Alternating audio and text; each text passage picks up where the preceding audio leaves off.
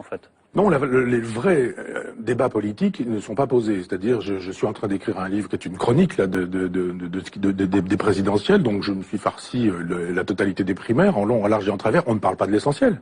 L'essentiel, c'est la souveraineté.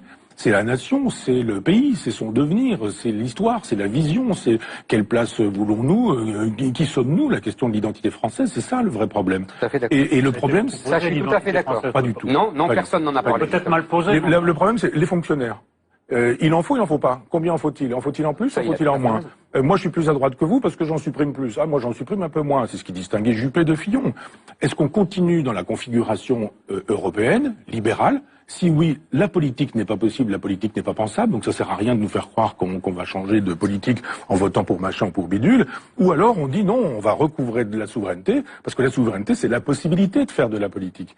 Sinon, on nous dit il n'y a pas de politique, c'est le libéralisme qui est l'horizon indépassable. Comme jadis, on nous disait le marxisme est l'horizon indépassable. Là, on nous dit, même schéma, le libéralisme est l'horizon indépassable. Et si on nous dit, mais votre libéralisme, regardez, en fait, les 25 ans de Maastricht, faisons un bilan. Pas du tout, parce qu'on nous dira, si ça se passe mal, c'est parce qu'il n'y a pas eu assez de libéralisme. Comme on nous disait, il y avait du goulag parce qu'il n'y avait pas assez de marxisme. Donc je dis, si vraiment le schéma c'est ça, c'est vous allez choisir votre maître, je ne vais pas choisir mon maître.